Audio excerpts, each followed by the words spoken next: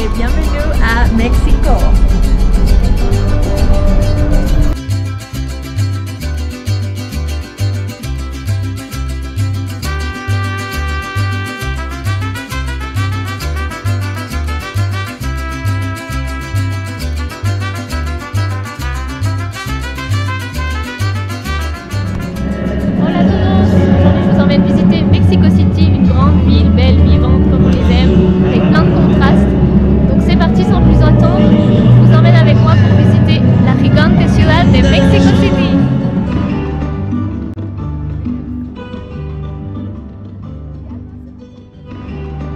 La Plaza de la Constitución, ou aussi appelée le Zócalo, est le passage obligé quand on vient visiter la ville de Mexico. C'est l'une des plus grandes places au monde, située dans le centre historique de la ville.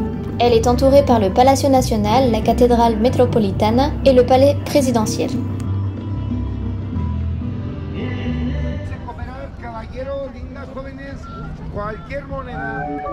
Après quelques minutes de marche, on arrive au Templo Mayor. Le Templo Mayor désignait l'ancienne pyramide à degrés de l'ancienne ville Tenochtitlan, capitale des Aztèques sous le règne de Moctezuma II. Pendant la visite, on apprend que d'après des calculs démographiques, Tenochtitlan comptait 250 000 habitants à l'arrivée des Espagnols. Le temple sacré, lui, a été détruit par les conquistadors en 1521, qui ont reconstruit par-dessus pour s'y installer.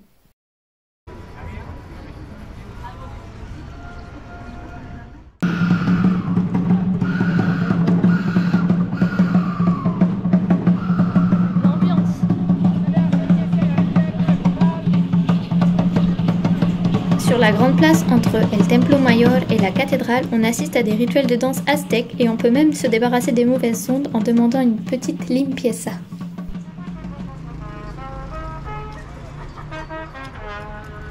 On continue la visite du centre historique par El Palacio de Correos de México, ou le bureau de poste principal de la ville. Il est situé à 2 pas de la tour Latinoamérica. Le bâtiment est juste magnifique.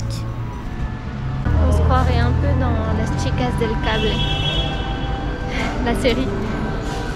Magnifique. Donc on poursuit la visite avec le Palacio de Bellas Artes.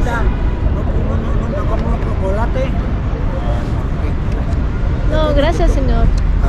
No, gracias señor. ¿Cuánto es uno? ¿Eh? ¿Cuánto? 15 pesos. 15 pesos. Sí. Ah, bueno. Ahorita te doy. On va lui donner quand même. Bon alors, du coup, je disais que le Palais des Beaux-Arts a été construit en 1934 par l'architecte italien Adamo Buari. C'est le premier opéra de Mexico et il est très célèbre pour son extravagant extérieur d'art nouveau en marbre blanc et pour ses nombreuses peintures à l'intérieur.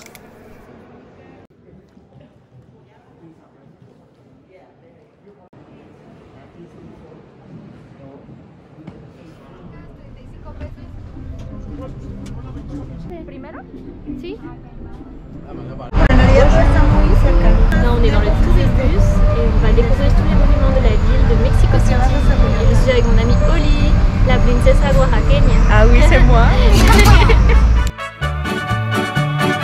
La ville de Mexico City est tellement grande, elle fait 14 fois Paris pour 1485 km². Elle compte plus de 20 millions d'habitants, répartis en 16 districts de 300 colonies. On l'appelle la ville musée. Yo voy a cantar esta canción, yo voy a cantar esta canción para mi gente. La Torre Latinoamericana est l'un des monuments les plus importants de la ville de Mexico. En 1956, c'est la plus haute construction de la ville jusqu'en 1984. Il est possible d'y monter pour y admirer la vue. Ici se trouve El Ángel de la Independencia. Il est le symbole de l'indépendance du Mexique. Gracias. Petite pause. Bon bah voilà, comme on dit en français bon appétit, en espagnol, buen provecho.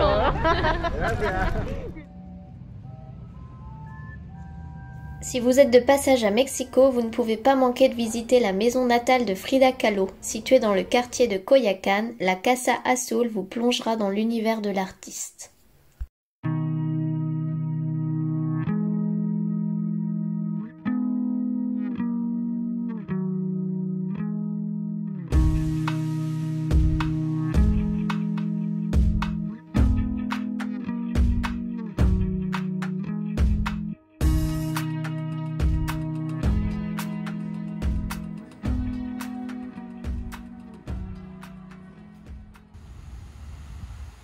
L'un des endroits incontournables de la ville de Mexico est le parc Chapultepec. Il est le poumon de la ville avec plus de 868 hectares qui accueille chaque année plus de 19 millions de visiteurs. À l'intérieur du parc, on peut visiter le château de Chapultepec qui a été construit au XVIIIe siècle sous les ors de la Nouvelle-Espagne. Ce château est riche en histoire.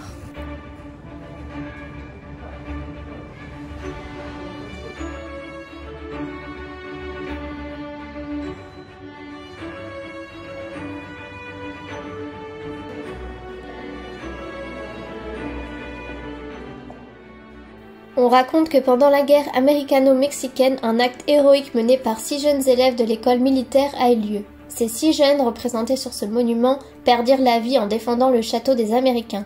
À la fin de la bataille, l'un des jeunes se serait enveloppé dans le drapeau mexicain avant de sauter du haut de l'édifice pour éviter que l'emblème national ne soit pris par l'ennemi.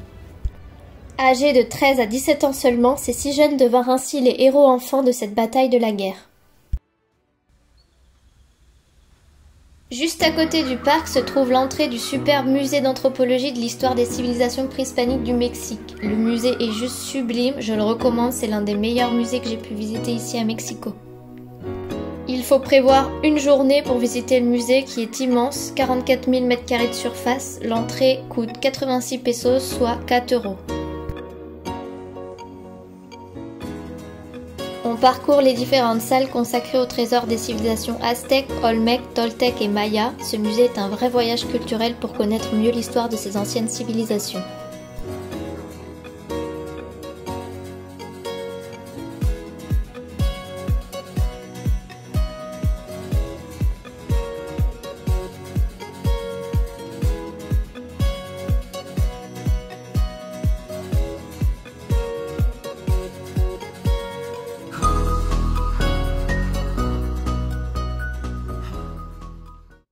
Et voilà comment se finit le séjour au Zocalo. On attend le concert.